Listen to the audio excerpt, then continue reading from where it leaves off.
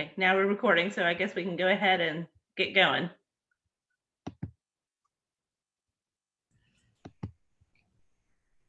Okay, so I would like to welcome all of you here tonight.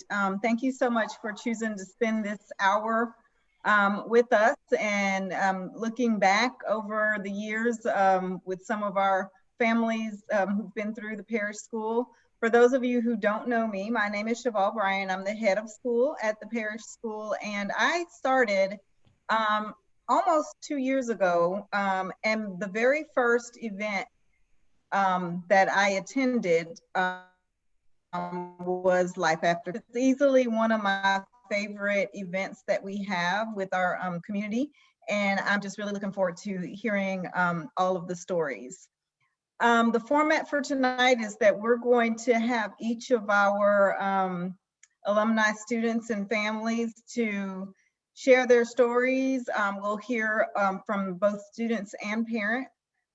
And we, after each person speaks, will at the end answer questions, but we want you, as we go, to go ahead and put your questions in the chat box so that the moderator can ask those questions at the end.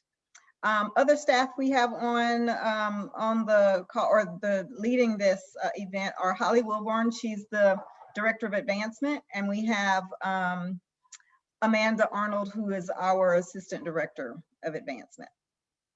Okay, so I'm going to just very briefly introduce our alumni students, and then we'll get started. You'll be surprised how fast this hour goes by, so I don't want to spend time talking. Y'all don't want to hear from me. So we'll start with our Ackerman siblings. Oh, okay, sorry. I was looking at the big picture. Okay. I'm sorry, we're going to start with Dean.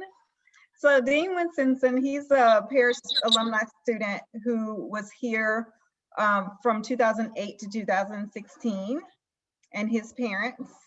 And then we'll hear from Kate Sullivan, who was a student from 2006 to 2011, and her mom is here with us as well. And then we will hear from Ashley Ackerman and Ross Ackerman. And so Ashley was with us from 1995 to 2001, and Ross from 2001 to 2006. And their mom, Susie, is with us as well. So we're going to start with Dean, and I'm going to turn it over. Go ahead, take it away. You want to start, buddy?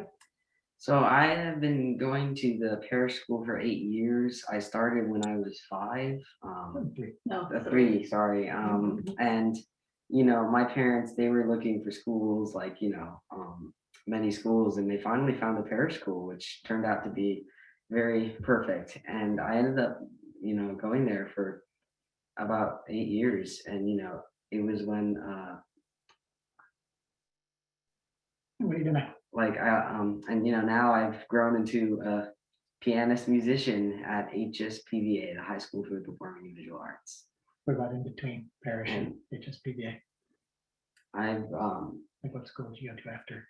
like, and then when I graduated Parish School, I went to the branch school, which is a school not far away. It's a middle school in Sherwood Forest Street. I went from 5th grade to 8th grade, and I had many excellent years there with many friends and many great teachers. And then I graduated to go on to the high school. Yeah, so did you want to fill in the blanks from a parent perspective, dear? Yeah, from the parent perspective, actually we started when he was 2.5. When he was 2.5, we started in the summer program. And our babysitter actually is the one who kind of highlighted that, hey, I babysit a lot of kids. Dean was the first ones. We didn't know anything about you know, speech delays or receptive or expressive delays.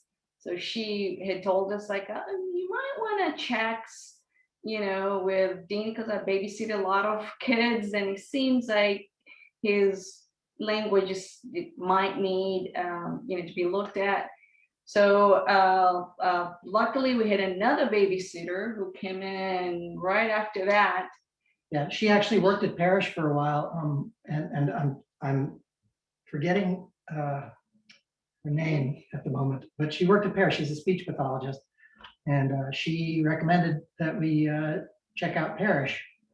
Yeah, and then in the meantime, we invited her to be our babysitter for the, no, it wasn't Tanisha.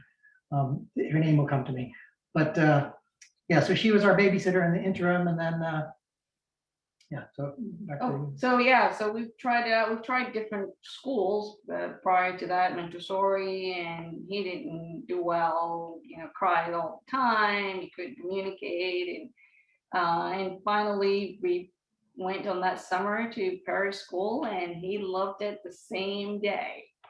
And we used to when he doesn't want to do something at home, and we're like, hey, you're not going to Parish School. Oh no, I'll do it. Yeah, So it's true. yeah, until and from there, actually we felt from especially early years,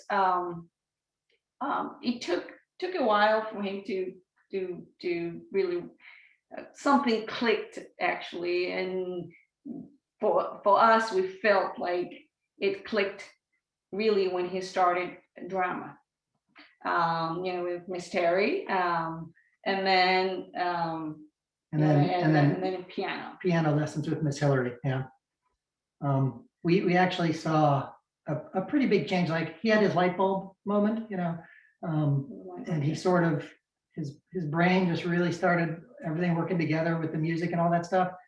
So it was a blessing for us, and we're both very like technical people. We're techie nerds, so we're not like into the arts. We don't have like a lot of music or artistic stuff in us, but because they have that at Parish, Dean got exposed to it, and wouldn't you know it, that happens to be his thing. So bravo to the ICATs, and to Terry for making that all happen. And felt that actually because of that, his receptive and expressive came out for whatever reason from the piano, and the whole time we were focusing really at Parish. And I know some parents will be worried about academics more than language. We were more focusing, just let's get him a language, because academics will come in.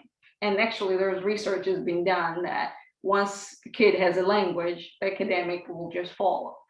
And we just followed on the language, bombarding him with language, took iPad out, and more of the stories, more of a traveling with him to kind of get see things and touch things, for him to get that expressive, and of course the academic came in. I mean, he's an A student, from Parish, the Branch School, and now even in high school. And so you want to so he we did a lot of, obviously, the speech therapy in class at Parish was part of the deal, and the teachers there are phenomenal, and they do all the different auditory, visual, kinesthetic learning and stuff. And we did OT, and we did speech therapy outside and stuff. And from my perspective, a lot of kids could probably benefit from that, like everyone, really. I probably could have when I was a kid. One of the speech pathologists we saw was at the local elementary school, and there was one speech pathologist at the entire school for the kids, and she would see one of the kids, for an hour every week or a couple hours a week, maybe. So this is a pretty, a lot of kids could use help in that area, but at Parish, they just get a whole lot of it, and it really benefited Dean. Dean responded really well.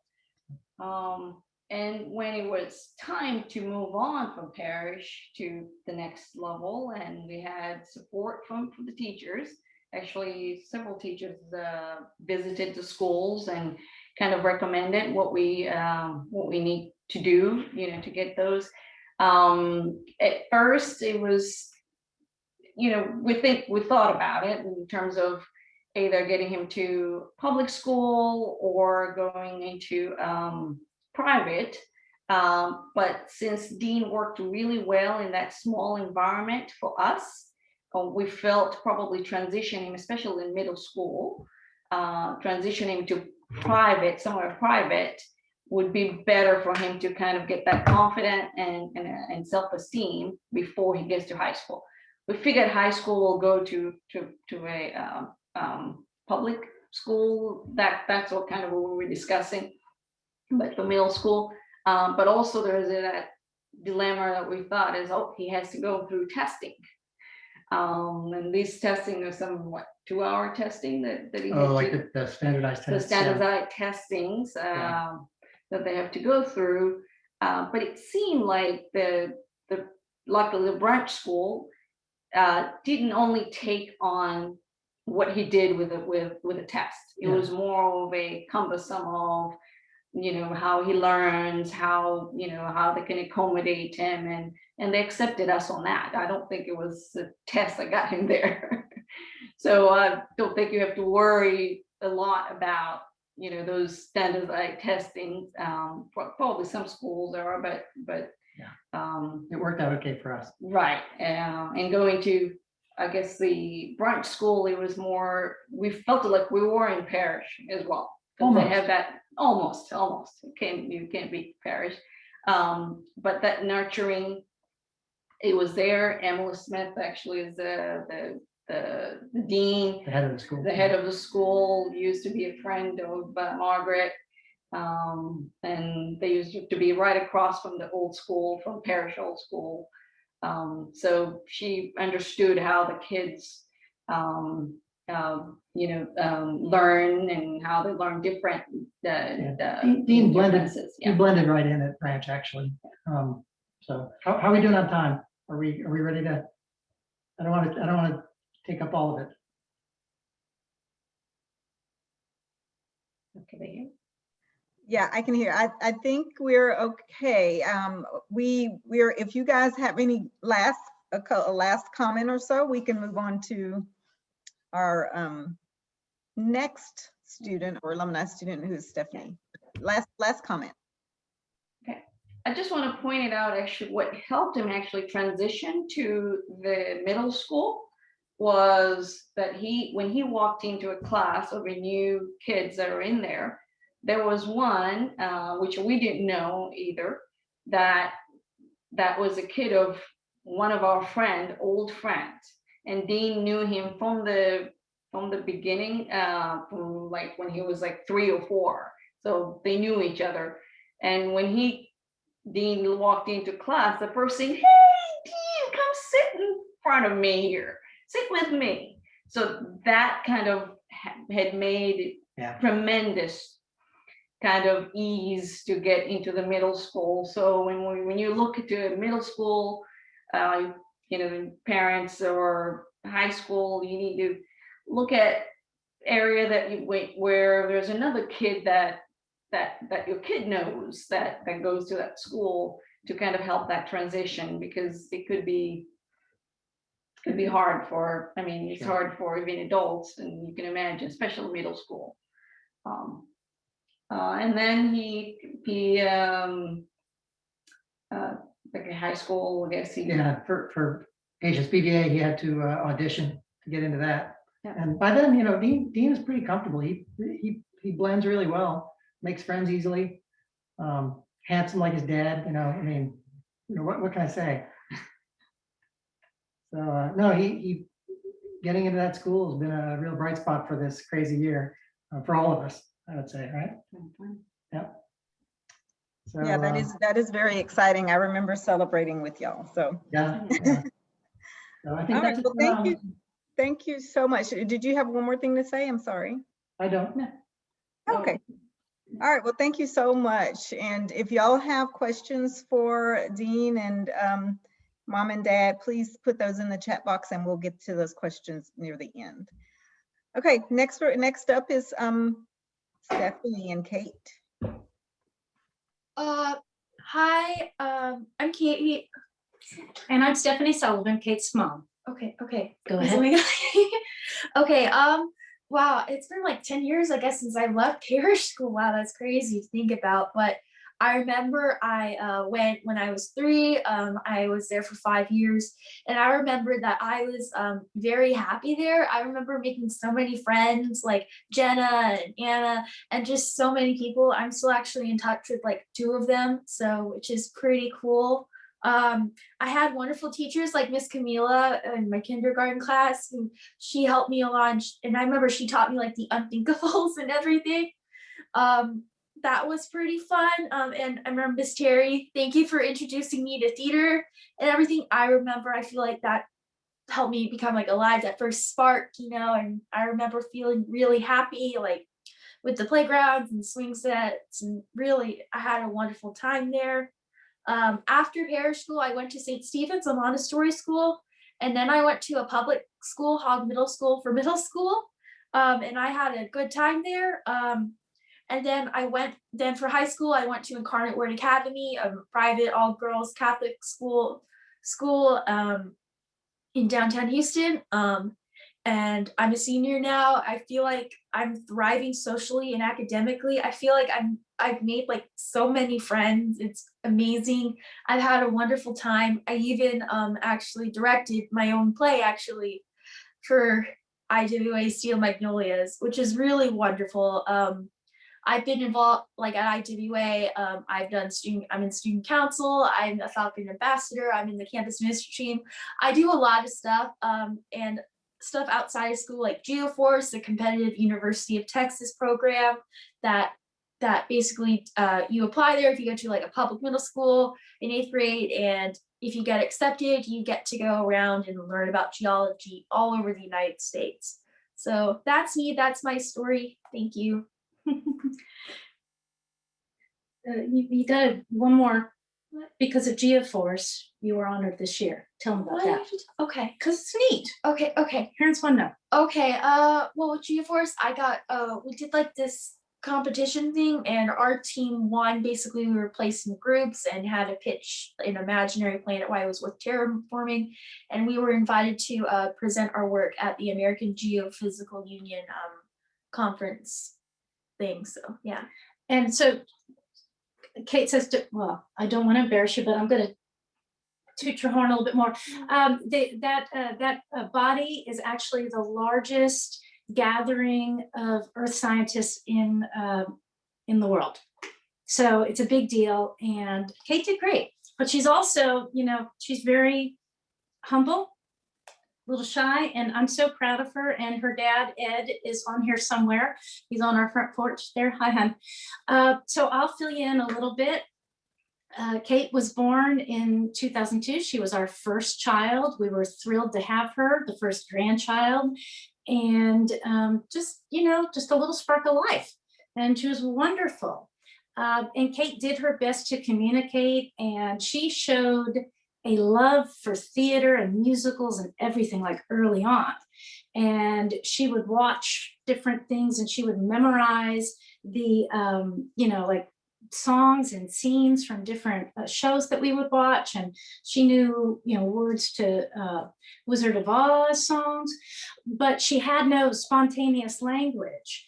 And the year that her brother was born, we had a lot of stresses in our life in that we moved to a different neighborhood. Kate suddenly had a little brother who she didn't understand why he was there. And life changed a lot. And as a result of those stresses, Kate's communication barriers became more significant. And, but as luck would have it, we moved on to the street with Margaret Necker, who used to be the head of school and taught for many, many years there. And long story short, we had Kate tested when the communication became real challenging. And Dr. Williamson, who has been honored by the Parish School, told us that Kate was on the spectrum. We didn't really know what that meant. She had an original diagnosis of PDD-NOS. And And we were also told that she had an expressive receptive language disorder. And so that's what led us to Parish. We didn't want her to get stuck with a label, and we really didn't know what that meant, way back then. There's so much more information out there now, which is wonderful. And Parish School and the other parents here, can speak to that, I'm sure. But, Parish School is a bit of a pioneer in that area. And in Kate's time at Parish, as she got a little bit older and really wanted to communicate with friends, because this child has always had a desire to reach out and to make those connections, but she didn't really know how. Because if you have a child on the spectrum, and I think there are quite a few at Parish now over the years, but when Kate was there, it was a new, it was a more of a newer species for the Parish School community. And I give Parish a lot of credit for adapting and doing what they needed to do to raise the bar for the kids, to put them in the best position to transition out of Parish, which is the ultimate goal. And so Kate benefited from the social thinking curriculum, and for many years worked with Renee Attaway in social groups outside of Parish. And we had the full, we did OT too. And I say we, because I took her to everything and stuff, but Kate did all the work. And after Kate left Parish, she left it, so she was there from 3 turning 4 up until she was completed 2nd grade. And Parish said, you know what, you don't need us anymore. And then that became the big search. And I took on a lot of that. I'm sort of, the investigator and researcher. My husband and I are lawyers, so we're used to researching things. And anyway, I took on that, that challenge along with Parish School's guidance. And we ultimately, Miss Camila, who had been Kate's teacher for 2 years, had recommended a Montessori environment for Kate because she thought that independence would suit her and allow her the flexibility that she would need, transitioning from a very relaxed and nurturing classroom at Parish to a slightly more structured environment, but not completely. Kate was spent 3rd, 4th, and 5th grade there. And but the program at the school she was at, St. Stephen's, was very small in the middle school. And we felt that Kate really needed to be challenged socially so that the hard things would happen when life was a little bit, when consequences weren't as big, stakes weren't as big in middle school, which, as any parent can attest, and those of you that aren't there now, is largely like the hardest time in any preteen teenager's life, right?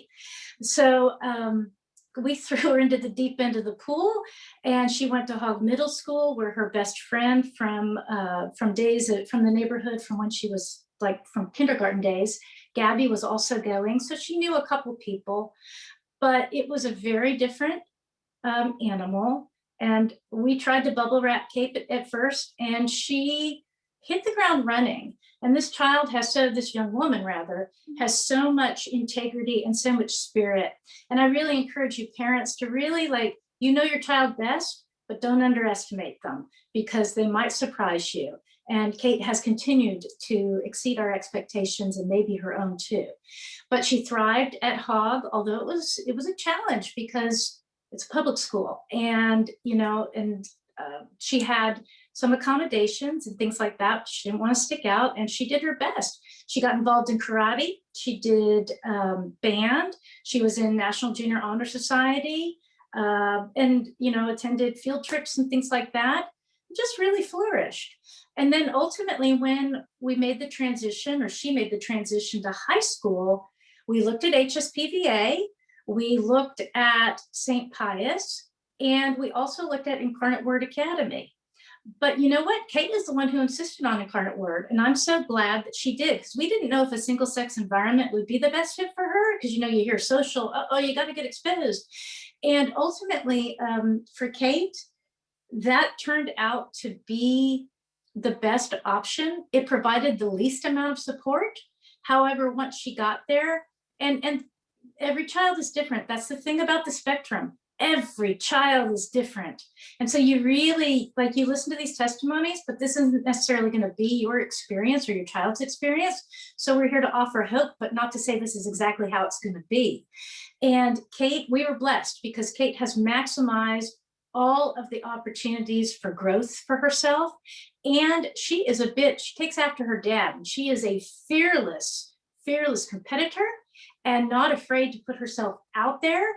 And she jumped into Falcon Theater as a freshman, didn't know anybody at the school except one girl who she knew from like ballet school when they were like 5 and they weren't friends. But here she is 4 years later, and she fought for that show for Steel Magnolias because she was put on the student director path her freshman year when her theater teacher at the time tagged her, and she faced many obstacles, including not only COVID, but her theater teacher left and wasn't there for the senior year. They didn't have anybody to teach theater until November. And we had a new principal, new administration, everything. Plus there was the 2 week, the freeze, like 2 weeks before the show was supposed to happen. So anyway, I give Kate a bunch of credit for working hard and persisting and following through on her goal, and making friends along the way and honoring them. And one of the best things that happened with the student director opportunity is Kate was able to make decisions and take responsibility and a leadership role. And she started something and saw it all the way through, and it wasn't easy. She had to be a flexible thinker. And now I know that when she goes off to college next year, wherever she ends up, she's going to do an awesome job. And she's also earned academic scholarships to help along the way. Merit. Yay. I'm done. Okay. I'm done. That is fantastic. Wow, what an accomplished young lady. You know, I've had the opportunity to, even though none of these students were at Parish while I've been here, I've had the opportunity to meet Dean and Ashley and Ross, but I haven't had the opportunity to meet Kate face to face. And I look forward to the day when I can, because you are a very talented young lady and very accomplished. And I can't wait to meet you and hear more about your story. So thank you so much, Kate and Stephanie. All right, so we're ready to move over to Ashley and Ross and Susie. Hi, everyone. Hi. We just wanted to say thank you guys for taking time out of your day to hear our stories. And I know, I think out of all the panelists, Ashley and I are sort of the eldest out of the bunch. And I think just speaking for both of us, when, still to this day, we still look back at our Parish School experiences with a lot of joy and how much it constructed our view of learning. Yeah, it kept us like interested in learning. It didn't discourage us. Yeah. It set a strong foundation to help us continue instead of giving up. I see a lot of times people give up because they just can't do it. Like, they don't believe in themselves. They don't believe themselves. They don't develop coping strategies. Or that confidence. Yeah. And also emphasizing things that they do well. They only focus on the negative. It's really easy to focus on the negative. Right. And I think that one thing Parish does very well is highlighting those skills for, the students that go there. And I guess, we should start though at the beginning of the story with our diagnoses. Yeah. Do you want to go? I could go first. Yeah, sure. So I was the firstborn, and I was diagnosed with, I was severely dyslexic. People said I wouldn't be able to read at all, let alone go to college and beyond. And I was also ADHD. Those were my two big ones. And I had a lisp, and I had trouble pronouncing certain words. So I went a lot to the speech and language center. At the time, you had to drive a little van to the next lot over. I remember that. Yeah, it's on the old campus. Yeah. But that was my diagnosis. After I went all through Parish, I wish I could stay longer, but Ross got to stay longer with the new campus. Yeah. After that, I went to Briarwood, another great school. Both of these schools have built-in accommodations, which I learned really helped in the long run with my education, especially when it came to the testing, when it came to colleges and graduate school. Accommodations do make a difference. It's nothing to be ashamed of. It's just to help you perform your best. And I went to Curry College. I picked that school because it had strong support systems for kids that have learning differences. And after a year, I was making straight A's, which was a pleasant surprise. I thought it was going to be a total uphill battle. Don't get me wrong, there was a curve there. But I felt confident enough to go to a different school that didn't have that much support, called Lake Forest College out in Chicago, Illinois, Lake Forest, Illinois. And then after that, I graduated there with magna cum laude. There, the accommodations weren't as built in, and the biggest thing was fighting for my accommodations. So that was a huge curve. Never be ashamed of accommodations. I can't stress that enough. It was hard because it took me, writing papers were the worst. It hit my deficits straight on. Thank God for technology and speech, auto spell check. Yeah. That was a big thing. So technology nowadays really can help you, your kids. It helped me. But I had to learn, like, people could get a paper done in a day. I was not one of those people. It took me several days. My hardest finals were always papers. But I graduated there with a magna cum laude, and then I went on to graduate school at Chicago Art Institute and got my MFA in visual communication and design. And now I'm working at a New York-based company. Online. Yeah. So a bit about my background is I'm actually I'm the youngest, I'm the third baby. And, after having, my parents have the experience with Ashley, they were a little suspicious by the time I came around. So they got me sort of tested at a very early age. And of course, I showed a lot of signs for dyslexia. I'm also diagnosed with ADHD as well as dysgraphia. So I have a really hard time writing for long periods of time. I started my educational experience at Parish, and I just, like we've talked about, how positive it was and how they consistently kept me empowered in just learning, which I, now as an adult, I sort of see as very important. You gotta and trust yourself. Yeah. And, I think that the Parish School was really great at sort of, really looking at what sort of gets you going about learning. Specifically, we always actually sort of talk about this. There was a teacher there, Miss Wendy Wiseman. I don't know if she's on the call, but if she is, hello. I had her for a class, one year, and I fell in love with her. She was my best friend. And, of course, as you grow, you age up in a year and you get a new teacher. But I really missed her. And so I had sort of an accommodation where if I did, well in class throughout the week, I would actually be able to go on Fridays and have Wendy time with her and hang out with her. And it was really great. It got me really interested in learning. I also remember, as a dyslexic, spelling was just horrible. I felt really negative about it, but I remember having yoga right before our spelling tests, and that was very calming. And so after Parish, I actually I graduated from the Parish School. I remember the ceremony still to this day. I went to Briarwood as well, which was really great. And I think what I learned at Briarwood as a student with learning differences was the importance of being a self-advocate, really identifying your disability and figuring out what you need to be successful. Coping strategies, and also learning how to articulate what you have and what you maybe aren't that great in, but what you're also great in. And sort of identifying those areas. And also, I'm not a parent or anything, but, to give some advice to the parents is, look at, identify those in your child and empower the things that make them feel, positive about learning. And, when I was thinking about college, it was really surreal to, look back at my old forms that my mom had written about, applying to parish school, and they had a question on the form that said, what is your end goal for your child? And she just wrote one word, and it was college, period.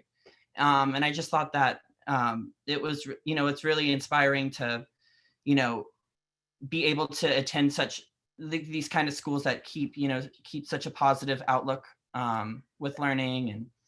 And I feel like positive outlook is a big part of it. Yeah. So many times you just, I'm going to use the example of math. You get it or you don't, and it Mhm. builds on itself. Mhm. And I see people just give up. Oh, I'm just not good at math. Mhm. Instead of like, okay, maybe I'm not going to be the best, but I can at least get through this Mhm. and, get through that class. There's always going to be a hard class. Yeah. But it's just keeping up with it Mhm. and just trying to be realistic with yourself. Mm-hmm. And, in college, I was a biology major with an education minor, and I worked with a lot of students from a wide range of age groups. I've worked with kindergarten students to high school students. And in my experience with working with students, it's, I've experienced, students that, just say, oh, that's science. I can't do science. I'm not smart enough.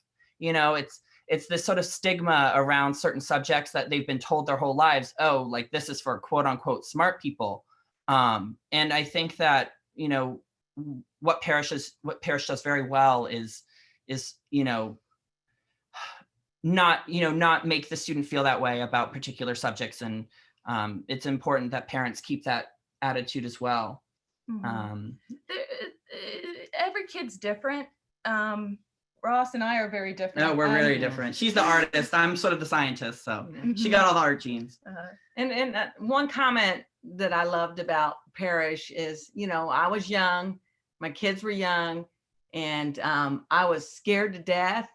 And, I had, all my friends' kids were going to these great schools, and I had to go out and search for something that worked for my kids. But once I got to Parish, I met wonderful, wonderful moms. And that's what helped me through, we would all sit around, the kids come over and play date. The mothers were talking about what therapists they were using, and we all talked. Not one kid was the same, but, we all bonded, and it really helped me as a mom to say, okay, we can do this. We can do it. These are my buddies. We're going to do it together. And that's what Parish, was wonderful at, and I carpooled with them. God, it was a long carpool, and we got carpools and all the moms, and we drink coffee after we drop off the kids. It was really a great introduction to a life of kids with differences. Mm-hmm. And you just had to keep an open mind. You had to work on the positive, and as well as, you always will work on their deficits, but, really figure out what makes them tick. Mm-hmm. Yeah. Yeah. And, I also think Parish was really good at, fostering our particular interests, like with you and Mitch. Yeah, I kind of contribute Mitch Pingra, the art teacher at Parish School, to my passion for art. I remember we did claymation of dragons. So I also like dragons too. But I know, like little thing, like people at Parish, like teachers at Parish can like spark some like a lifetime's worth, like a lifetime passion. Mm-hmm. Directly, indirectly, and that's something really great. Yeah.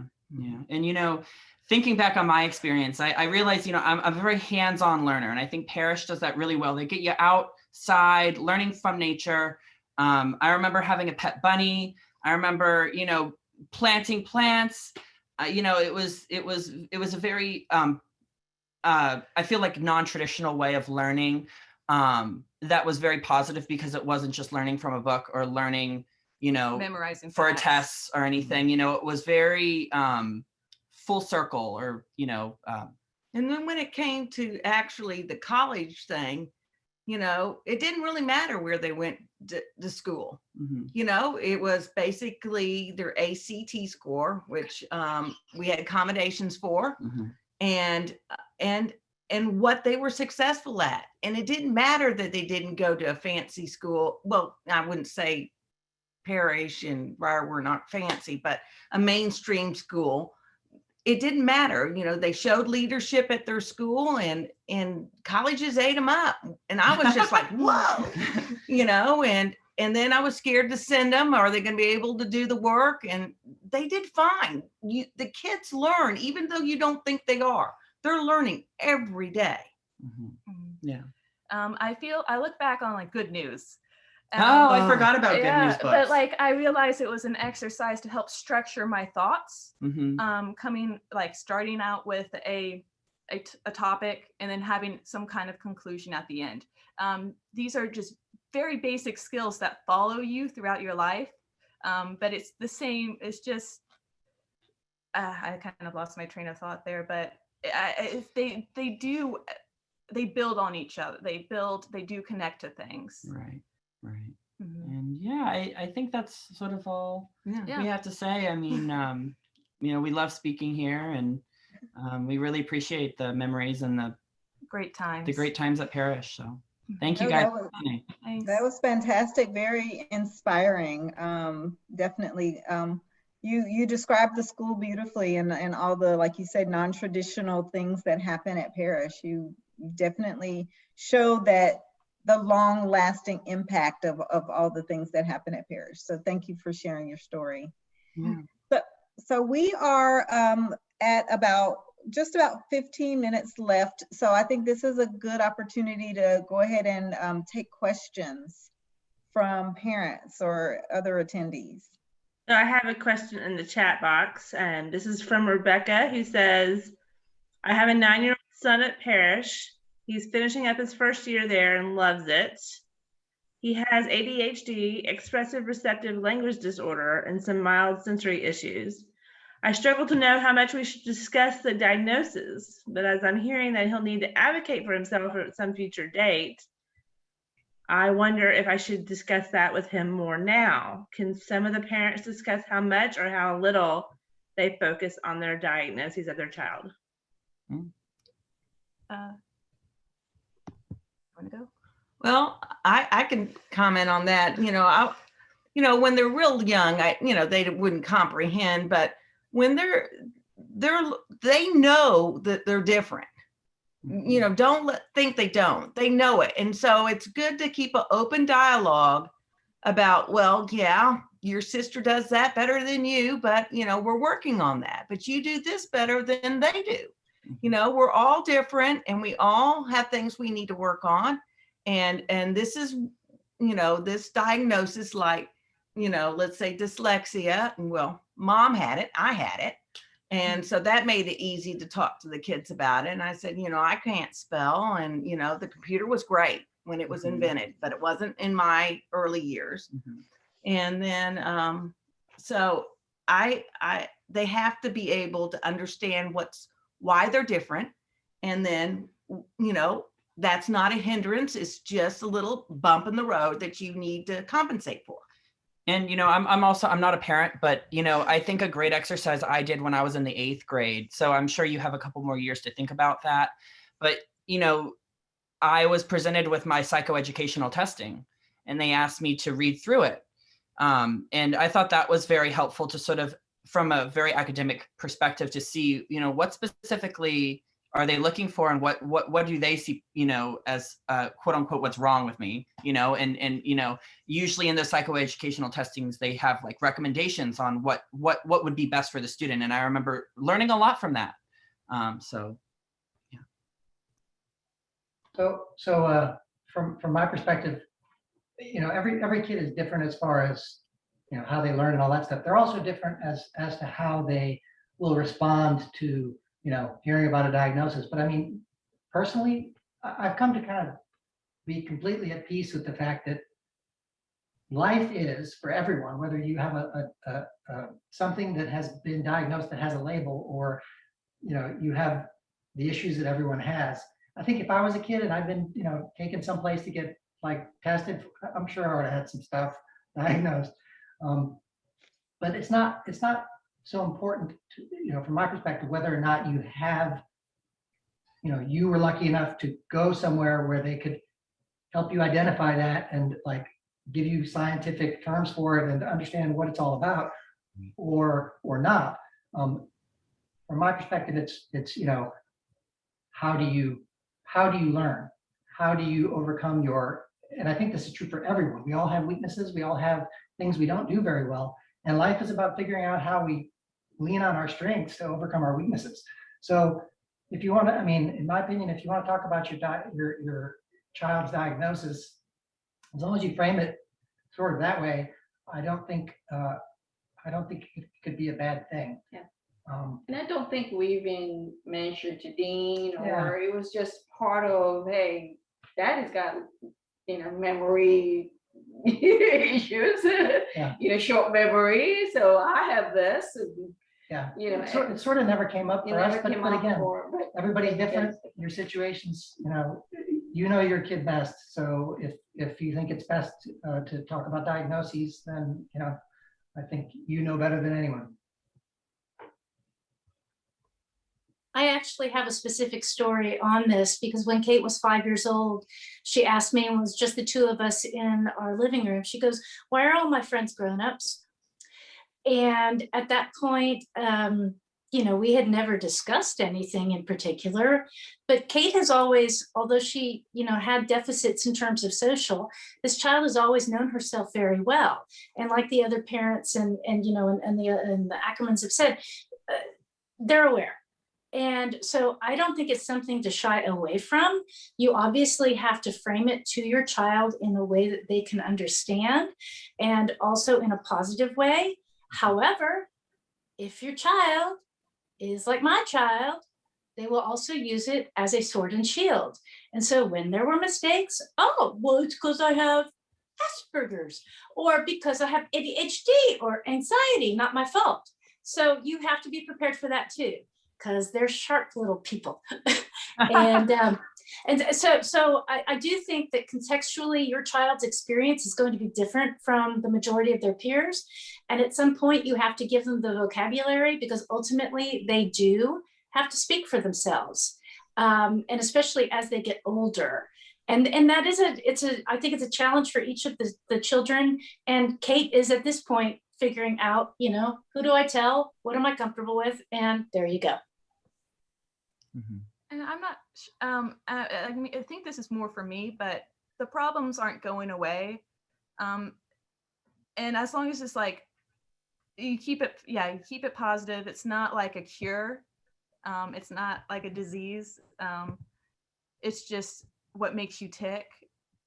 And you learn to deal with it. Yeah, you learn to cope and better. It's always going to be there though.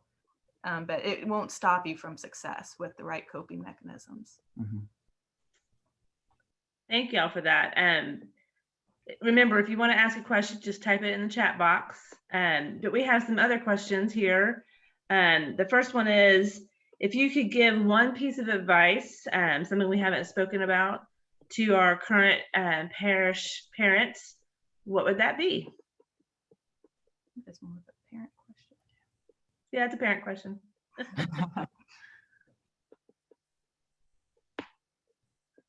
I'll chime in, because actually Kate just said something very relevant here. I think that we parents, as parish school parents or former parish school parents, you get very comfortable speaking for your child. And I myself like to talk, obviously, and I'm comfortable with it. It's very important, especially as they grow and they have their own identity, own opinions. And it really is, it's their life, it's their diagnosis. You have to honor what their wishes are. And sometimes it's a bit of a dance doing that, especially when you're trying to get them the services that they need and you want them to stand up for themselves, but maybe they're not ready or whatever. And the biggest struggle challenge that I see as a parent is that Kate doesn't want to be different from other people. She wants to be respected and appreciated for how she is. And I want to honor that, but at the same time, I'm like, well, you know what? Don't be afraid to I don't know. What am I saying? Anyway, the point is, just make sure you're listening to your child. I think what I would tell a parish parent is, just keep plugging away. Don't give up on your children. It'll all work out if you just keep working at it, and positive. Don't get down. And I know I got down, but I had my buddies. So, just keep it straight and narrow and focused on your children and be behind them all the time. Yeah, I would echo that. So there's actually I have two things. So one is it's a process, trust that, like, if you sit in on one session of speech therapy or whatever, it really doesn't seem like much, just as a spectator or even a participant, it doesn't seem like, wow, that's not something I couldn't have done. Well, it really is over the long haul, it really does work. And so you have to trust that it is, and kind of stay with it. The OT and all that stuff, it's a process, right? Because like was just said, it's kind of, the issues that we all have are part of us. It's not something wrong with it. It's just who we are, right? So stick with it. The other thing is kind of don't sweat. What my lovely wife said earlier in our introduction is kind of don't sweat the academics as much as you might be inclined to at the age that they are in Parish. The academics, I think they do a great job at Parish. I think the teachers are like superhuman. At least while we were there, they were just like phenomenally wonderful, every single one of them. And they're gonna make sure your children know what they need to know to go to the next phase, whatever the next grade is or whatever. But that will come. That's not the most important reason that we were at Parish, for sure. And so I would say just don't worry quite as much about the academics. There are going to be other schools that focus more on that and push it harder, but it's, in our experience, it was enough at Parish. Thank you, guys. Oh, sorry. Oh, yeah. Can I say something? I Sure. guess for sure, I guess for parents and with my experience is just don't assume the worst, like the worst thing is going to happen. I think have a positive assumption and assume the best is going to happen. I feel like just me as a kid, just knowing that someone believes in me and thinking that I can do this really means the world. And that's really what helped me keep going and like improve to get to where I am today. Thank you, Kate. I have an example, but it's more acute. What helped me a lot as a parent could do for, like, I'm dyslexic again, but having audio tapes. When we went on road trips, my mom would play all the big audio tapes like Harry Potter, Lord of the Rings, and Narnia, Lion, Witch, and the Wardrobe. But like those were big books for my generation at the time. And I wouldn't never been able to read them, but having listened to them, it was another way to know what happened. So when people talked about them, which was a lot, I was able to join in those groups and still connect socially. So I was not ever behind because I could not read something. That's just a small little thing. No, that's great insight. I do have another question in the chat box, and that would be, what should grandparents do to help, and how can they be included? Any advice on that?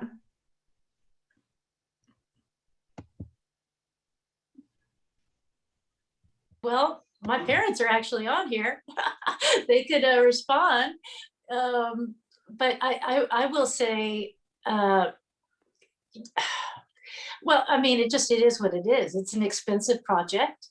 And if not for my parents' help and financial support early on, we wouldn't have been able to pay a college tuition for our child when she's 3. It's what it is. So to the extent that grandparents are in a better financial position to help, that's certainly one way. But I think more than anything, it's just being there for the whole family, because the grandparents have the most experience and they're in a wonderful position because they don't have to discipline the child, but they can be there to listen to mom or dad when mom or dad need an extra ear. Do you have anything, Kate? Oh yeah, they're great. They're just, I feel like with my grandparents, it's really nice is that they're just a great support system, honestly. And I just feel happy knowing that they love me and care for me. And that's pretty much all I need. Well said. Okay, one last question before we wrap up, and this is really for our Parish alumni. What is y'all's favorite memory of Parish and why? Ross is laughing. About it.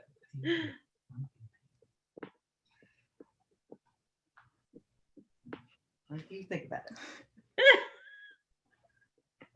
Ross, you want to go? No, I don't have mine yet, but Ashley, you can go. I guess mine was recess, as most kids are really obsessed with it. But there was like this leaky pipe, leaky hose, and we all worked together as like a couple classes got together on this, and we made this huge like river system, and but certain like groups of students got claims to different parts of the river, so they would form like initials of their initials or do these weird patterns, but it was this huge collaborative project. It was really silly. Playing in the mud. Yeah. I think my favorite memory was doing the musical with Terry, Mitch, and Julie.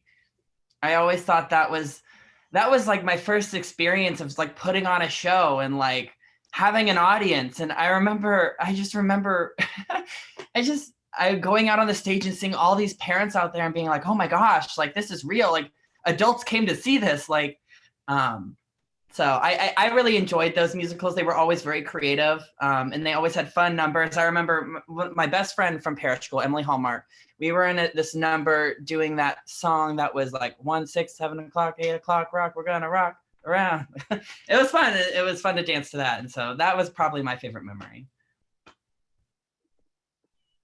Oh, I gotta say, the musicals are so much fun. I remember doing this. I have one memory where I performed with my friend Jen, and we were like, I want to be a cowgirl in a rodeo show. And that was a pretty fun one. And like, I just remember having fun doing on stage. And I remember there's this one lesson, I think we were learning about phases of the moon, and we had Oreos, and then we just like moved the icing to like make it like a full moon, a half moon, or a crescent moon. And those were so much fun to do in kindergarten, first grade.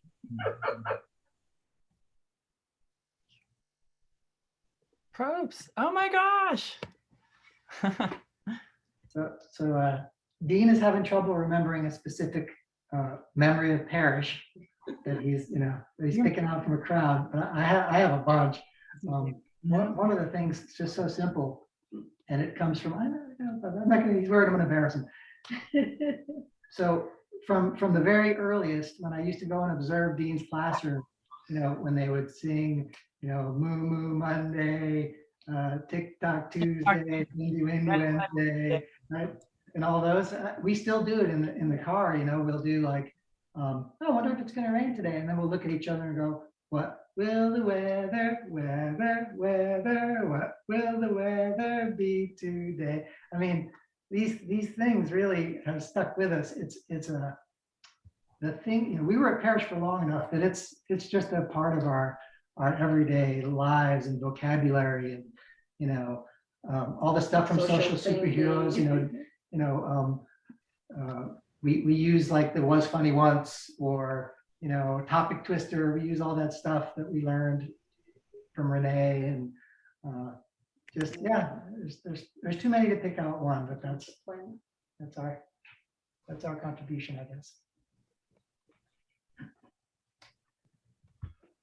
Well, thank you. That is awesome. I love the stories so much. I really appreciate all of you guys being here tonight, and especially all of the alumni families for sharing and just sharing a little piece of you and your lives and your experience with all of us. And hopefully, all of our current parents who joined us tonight, and even some of our board members and alumni parents who are here, were able to take something away that was helpful, or take something away that will leave you with a great memory, a nostalgic feeling when you leave, and you can celebrate for the rest of the evening. So thanks again, everybody, for being here. We are at 8:31. So we're done. Thank you so much. Thank you guys. It was an honor. Thank you. Awesome. Thank you. Thanks, everybody. Bye.